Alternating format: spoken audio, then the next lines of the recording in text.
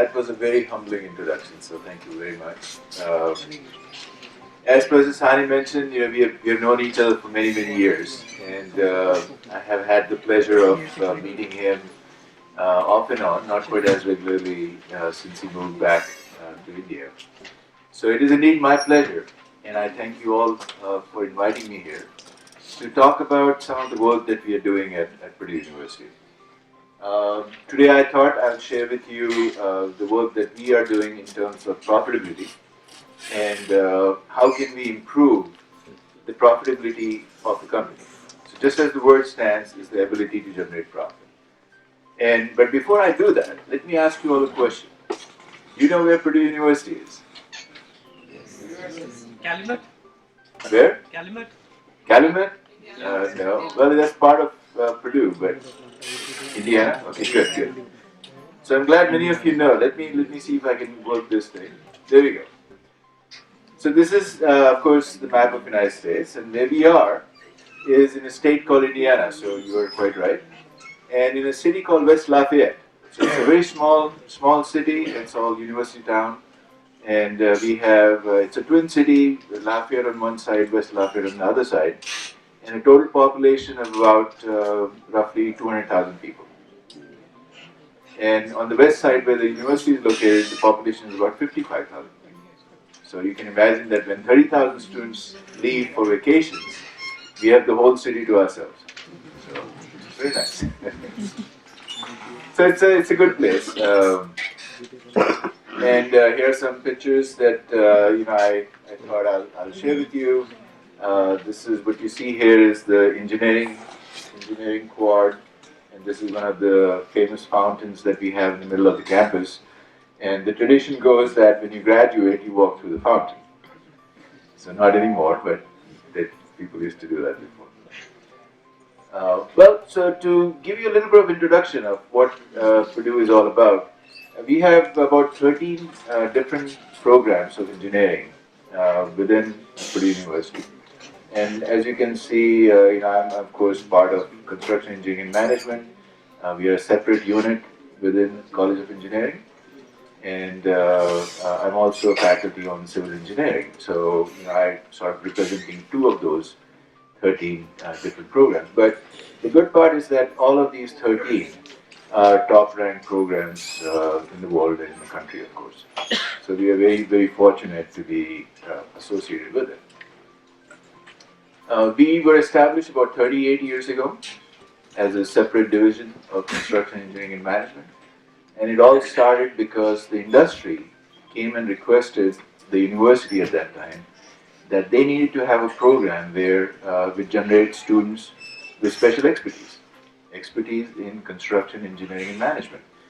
Students who can, right after graduation, take charge of projects, make sure that the projects are successful in terms of cost, schedule, risk management, safety, and so on.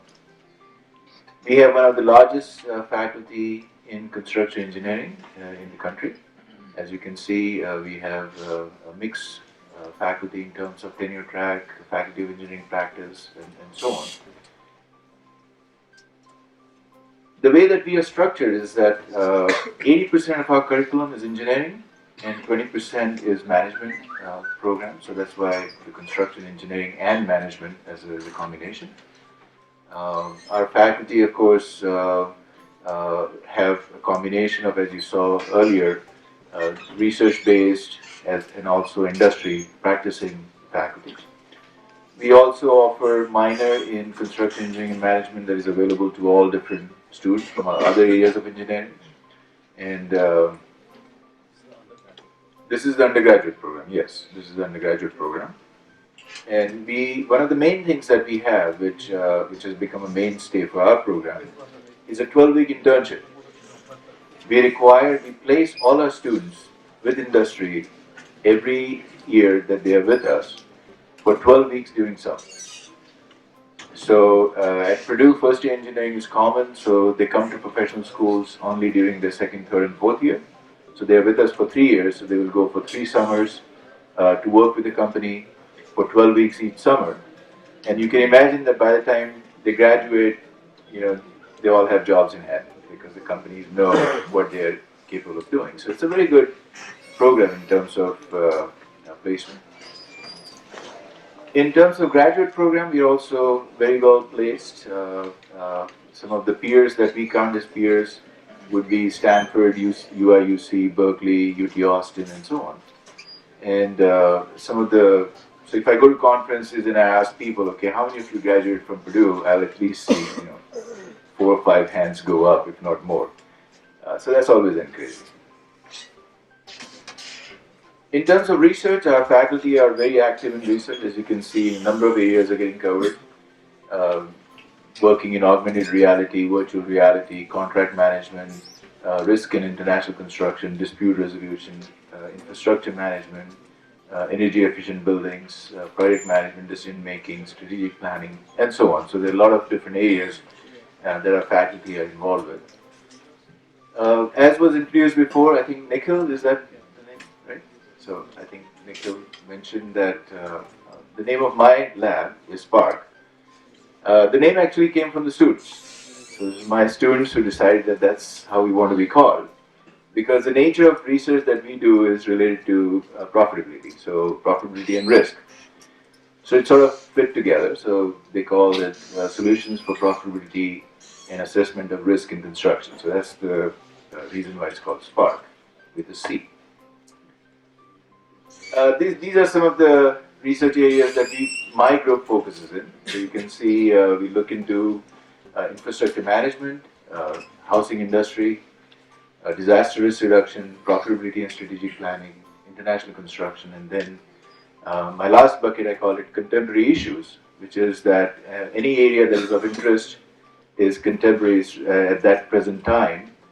We look into that. If it gets to be interesting, it forms a bucket on its own. If it is something that we resolve, we put it away and we move on. So that has been very interesting. We have looked at nuclear construction in that area. We have looked at composite materials, application in construction, and so on.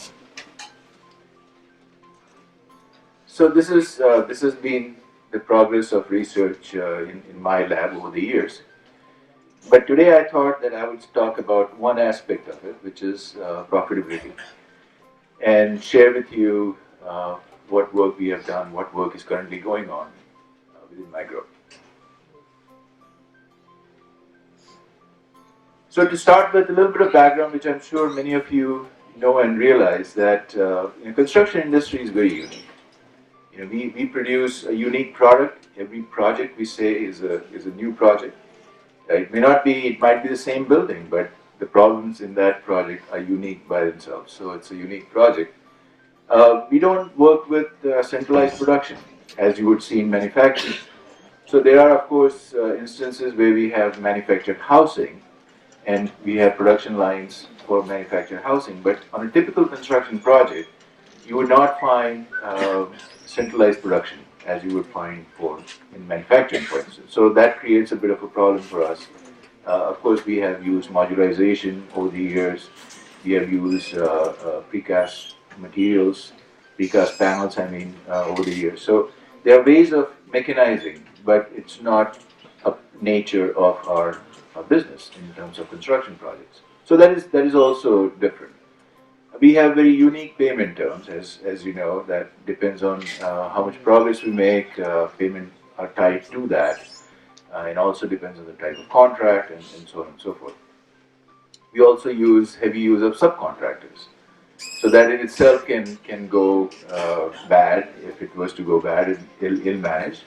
So that creates a very unique situation of where risk is likely to be managed in a construction project. So the questions that we wanted to find out was, what is the nature of failures in construction business? Why do we fail? What happens to the profitability that our companies are capable of, but are not able to manage on a regular basis? So what are those issues? So that's really what we wanted to target.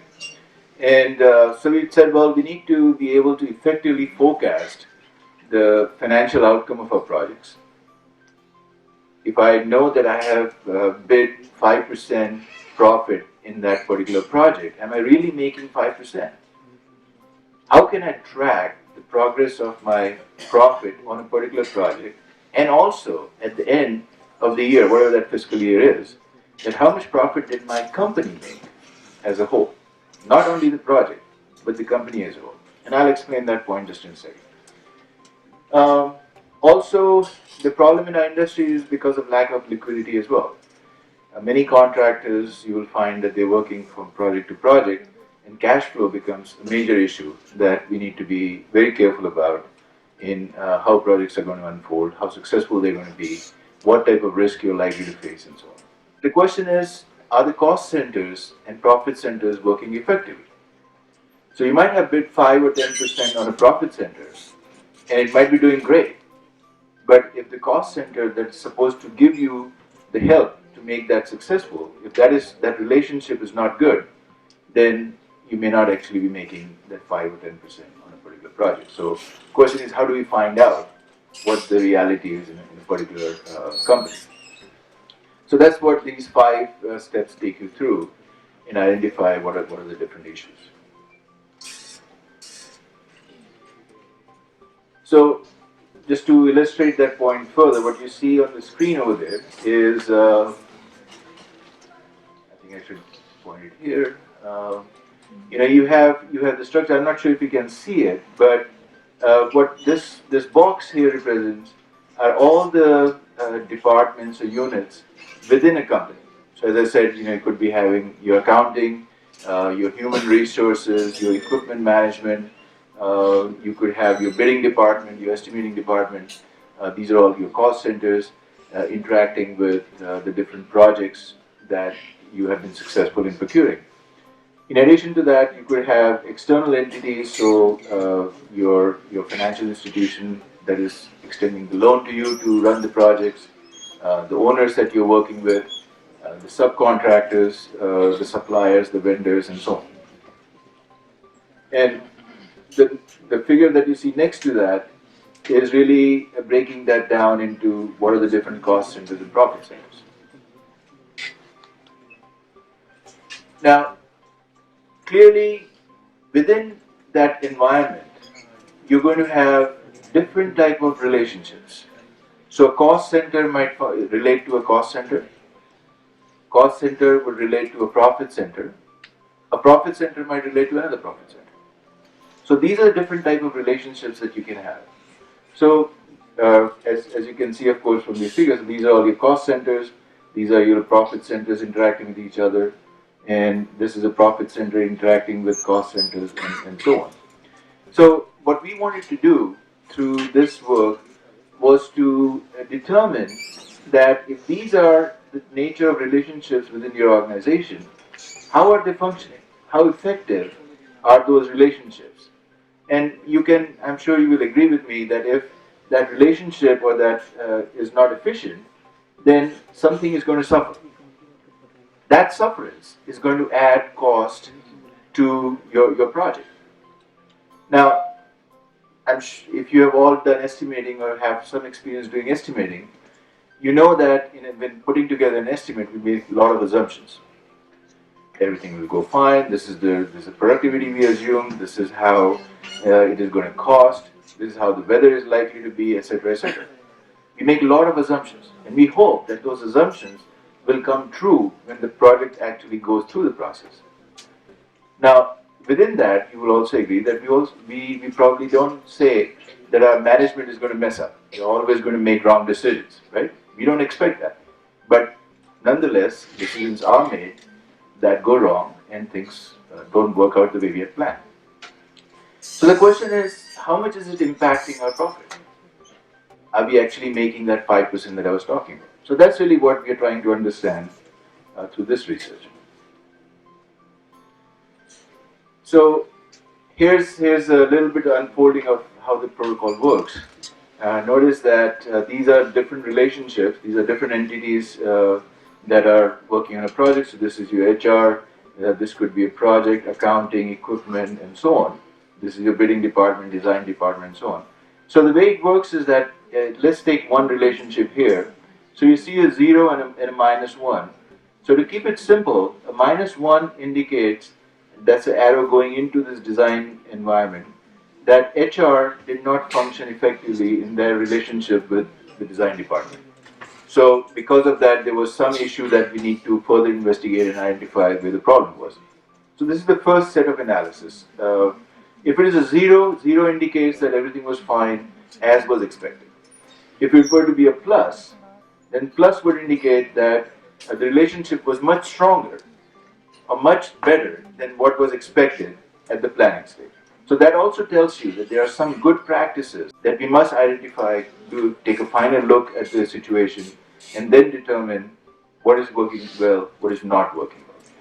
So this is a preliminary analysis. So the next step of that, of course, is that you identify why did this relationship not go well on your work breakdown structure. So this here is a work breakdown structure, and for that particular project, and you identify where the issues were, and because of that bad relationship or that poor performance, what was the impact on the work breakdown structure. So if there was a misjudgment made, or there was a delay because of which your activity, instead of taking 5 days, took 6 days, what was the extra cost because of that additional day that had to be added because somebody did not respond in a timely fashion. So that you can capture easily at the work breakdown structure level and determine what is the impact. So here, for instance, if we were to look into closer detail, you'll see that HR to design was a 0-1 relationship because HR did not provide experienced people to the design group. That ended up causing a lot of problems in the design stage, had to go through a lot of rework and caused a bit of a problem. And so it's a very easy way to capture what that relationship is and how it is functioning. So let me, with that quick introduction, let me take you through an example that these are real projects that I'll be talking about that were studied by my student who was working in this research. So this is in Kuwait, and it's a private company, construction company in Kuwait, and they had 6 different projects in different areas, and they were supposed to be building parks. And these parks had different requirements, of course the green space, but they also had structures that needed to be put in a park, and concession stands and so on and so forth. And so that was the nature of the project. So the estimated cost for one of those projects, for instance, was $10 million, and there was 8% overhead built into that, and the bid price for the project was $12 million. So this was the cost, and then overhead, and that was the total cost, and the duration was 24 months. So that was the situation on this particular project. So this is what I just mentioned. So estimated profits, then in addition to that, if you were to do the math here, were $1.5 million. So that was what the situation was going into the project. So they did this analysis. My student went over there, interviewed the project managers, talked to them, and took the necessary data. And these were the issues that they were having. So they did this analysis. They identified what the problems were, why there was a negative relationship identified, and they did that exercise for all different issues that were found out. And also took it to the next level where they identified that, okay, if there was this relationship, what was the cost incurred, additional cost incurred because of that mismanagement or that lack of performance. So $15,000 loss here, and what was that as a percentage of the total profit margin that was built into the project. So here you can see that from point to point, you can identify how much of profit loss is happening at each point in the work breakdown structure where the relationship or the expected outcomes were not met. Of course, as I mentioned before, you can put that on the work breakdown structure where issues were happening, and then you have a better sense of what is working effectively and what is not working quite as effectively. So you can here's another example here. For instance, there was unanticipated breakdowns in relation between equipment, so ease equipment, and then the profit center They had not anticipated breakdowns. As I mentioned, when we put together an estimate, we make assumptions. We might assume that there will be some repair required, some maintenance required, but if it goes over and above that, then of course that is going to cause some loss somewhere. You might argue that over a period of time that perhaps evens out. Yes, sure, but this is to keep an eye on what things are happening and where you need to take effective remedial actions to improve the profitability of your company. So you can notice that when you do that exercise for all different elements where things were not going well, you can see what was the total incurred cost because of that relationship or additional cost, and what was the total impact on your profitability. So here, just for this one project, they are losing about 4% because of the mismanaged interactions between the different entities on that particular project. Now, imagine putting this into the whole picture of your company, where you might have more than one project. So you have 4, 5, 6 projects going on, and if all of these projects are going to bleed money like this, then of course that is going to impact the bottom line of your project, of your company, I mean. So the next step, of course, is that, okay, if these are the total losses that you're facing, then what type of action do you need to take, and what is the impact of those actions in correcting that situation? So once we have identified where the problem was, the next step, as I mentioned, is to figure out, what could be done. So I had taken this example before where there were inexperienced engineers that were provided by the human resources department, and that caused a problem from the design side, and they had to do a lot of rework and so on. So what could be done? So these are just some sample solutions, but every problem that you face in your company, you will have a unique solution that works for you. So it will be your responsibility to then identify, okay, how do I plug this issue? What remedial action is required? Whether it could be training, whether it could be, firing the bad engineers and hiring some good ones, so whatever that issue is. Oftentimes you'll find that, at least in the statistics that I have seen, that companies in the US have 20% success rate, or even less than that. So every 5 projects that you put a tender on, you bid for, you win 1. How long do you think you can afford that? Every project, when you put together an estimate, costs money. So you need to look at ways of improving that success rate. If you were to improve that from 20 to 25% or 30%, that's going to bring additional revenue to your company, and then you can do many more other things. So this type of analysis also helps you in that direction as well. One of the solutions there could be that you bring in some experienced people who would know how to put a bid together properly and make you more successful.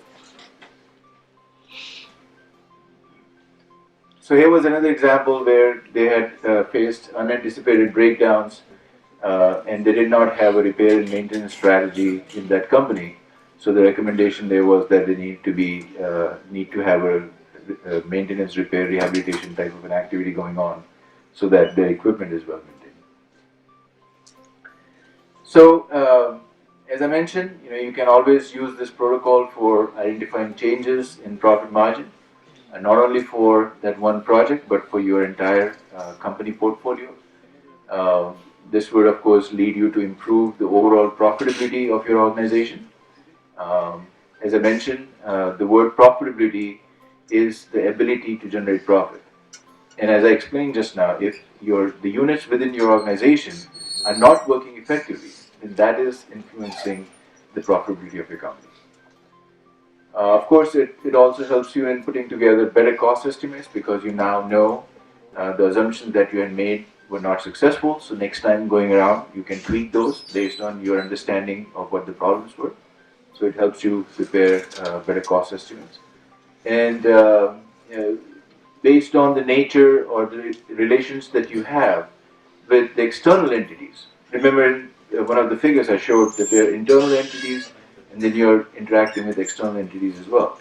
So if you realize that working with some particular owners has not been very profitable for you, then you'll be more cautious in how you put together bid for their projects, or you might totally decide, I don't want to work with them. Whatever that decision is, it helps you, these kind of analysis help you make those decisions in a better way. So, of course, we are continuing that work, and you'll see that what I presented so far did not consider time and the impact of time on cash flow and so on. So we said, well, we should address that aspect as well. So now, so this work that I presented so far has gone through one PhD student, one master student. So now another PhD student is taking on research to continue this further in identifying, okay, if we were to include time as a factor, how can we work with that and figure out what are the issues with respect to profitability? So what we're doing now is that we're using a system of systems approach. As you know, in a construction industry, or is a very good example of system of systems, where multiple entities interact with each other and they function as a singular system. So a system within a system to make an effective organization. Here's an example. For instance, what you see there is that these are a group of owners, so O for owners, G for general contractors, and S for subcontractors. So different general contractors would be working with a set of owners, as we all know, and they might also be working with the same set of subcontractors. Now the question is that if I'm one of those general contractors and I'm working with some of the subcontractors here, and I'm interacting with some of the owners on my different projects, it is not only my interaction that I need to be worried about. I need to also be thinking about how it is working out for some of my other competitors, or how are the owners dealing with some of the other competitors. Is that likely to influence me and my jobs that I take for that particular owner as a general contractor? So that really, you can imagine that complicates the issue further. That I not only need to be concerned about my own interactions within my company, but I need to be thinking about my other competitors as well. So I'm not sure if you know about bidding strategies, but one of the aspects of bidding strategies is to keep an eye on how your competitors are doing. So you can bid better than they are. So you can win more projects than they have been able to win, right? So that's how you really improve from that 20% to maybe 25 or 30% that I mentioned. So that's what we were interested in looking at here. So what we're doing is we are isolating, a general contractor. Let's say this one is handling 3 projects, 3 different owners, different set of GCs, different set of subs. Some might be, working on multiple of these projects. So what is the interaction? Remember that I mentioned that if our cash flow is not effective, it is going to influence the bottom line. So cash flow becomes a critical aspect. So if we can control, if we can identify where the issues are likely to be, we can perhaps take some mitigation actions and improve our profitability. So this is just a profit chain. Once you realize what the profit is going to be, you go through the process. I'll not spend time there. But what happens is that you can simulate the conditions on your project. So here you have millions of dollars in your profits, or your earnings, sorry, and here you have time in weeks. And every project you see that after you submit your invoice, you get paid, and then you build up your earnings. The question is, are those earnings matching to the profit that you had planned for initially in the project? So you can easily map against how your earnings are coming up, and how does it match to the profits that you had projected for that particular project. If you were to do this, so of course it's all done based on system dynamics modeling, but if you were to do that for your different interactions on different projects that you have, then you can see that it creates a different set of patterns. And if you were to look at it now for the entire portfolio, then you see how different projects are likely to unfold Is there a delay in getting the profit out of a particular project? What type of delays are possible? What type of issues are likely to happen? And you get a complete picture of how that profit is likely to be realized on all the entire portfolio of your projects.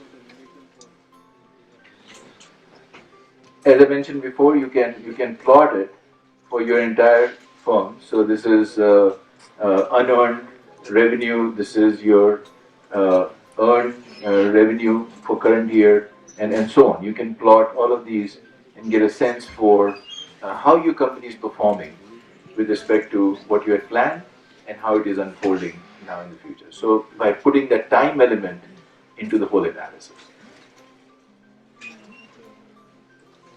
Well, this research of course continues, and we are going to be looking at, so every time we think about this research, there are a lot of other issues that open up. So of course, one research leads to another, leads to another. So you can see that there are other issues that we want to discuss as well. As I mentioned, it is not only one general contractor, but there are multiple general contractors. So is it going to influence me if I am a general contractor if my fellow partners are not doing well? Or how does it influence me if somebody else is winning all the jobs because they're lowballing the bids? So can I survive that environment where another general contractor is putting in as cheap a bid as possible? So what do I do in that case, right? So those kind of issues we want to tackle as well, taking this model a little bit further. So that's what I had to present. That's our building, by the way, that's civil engineering. I should have brought a photograph where Professor Sani was standing right about there, and I forgot to do that. So that's what I have.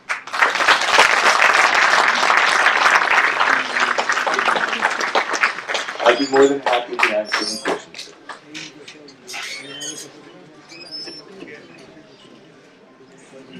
Good morning, sir. I'm Puneet Chokhi from CQS, MBA. Sir, my question is, when we talk about profitability analysis, the risk management and the bidding, can't we bring the profitability analysis, which is an ongoing process, and the risk management, which is a predetermined process? Can't we bring the profitability analysis at the very early stages, then control the bidding? Absolutely. That's interesting. See, the probability analysis is a continuous process. It is not that you do it only when you're starting every month, perhaps, or whatever the time frame is that you want to do. And the reason I say that is because you have multiple projects going on, and they all have a different time structure. Some might be in the initial stages, some might be in later stages. So there are different set of issues. If you were to throw in risk for each project into that equation, you will see that every project will have a certain different risk profile. So that creates a situation where you really need to keep an eye that how are things unfolding between the interactions between cost center and profit center. So if you were to take that analysis, let's say every month, for instance, then you can identify which departments are having problems.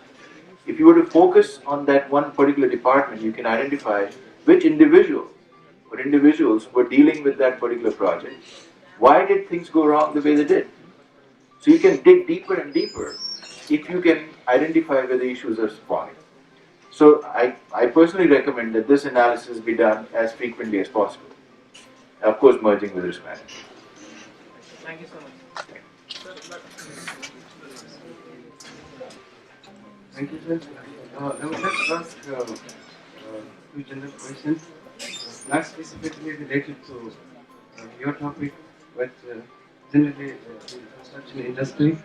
Uh, One of the questions I would like to ask is that uh, the use of technology in construction industry, how effective is this in the process of the construction industry in their activities? Like we are using the Google Glass, we are using drones and some other technologies that are coming up. Uh, and My next question, the question is that I hope it may be look some funny but it has been there for quite some time with me. That in the construction industry, there is a gender gap there. I mean, gender inequality. You don't see women working in the construction industry. So why is that happening? Is it because that they don't have the ability, or uh, is there any there is no favorable job conditions for them, or it is happening only in Asia, but it is not happening in Western world? Thank you. Very, very good question. Very good questions. If I understood your first question, you're talking about why advanced technology is not being used in construction, or I'm saying like how efficient they are to use that one. okay, all right. Um, Part of what we have been doing and part of my portfolio also includes a website called Emerging Construction Technologies. So if you get a chance, Google Emerging Construction Technologies and you will come across that website. We started that effort, well, it actually started almost 15, 16 years ago with Professor Alvin, as Dr. Sani mentioned. And then when I took over, I kept that process going.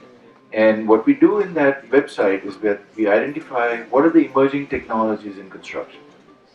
And Google Glass or other issues, of course, show up. And we have about 200 different technologies, and we keep on changing those technologies as new things come up. The main idea there was that if we bring it to the people and they know that there exists such a new technology, they might want to use it.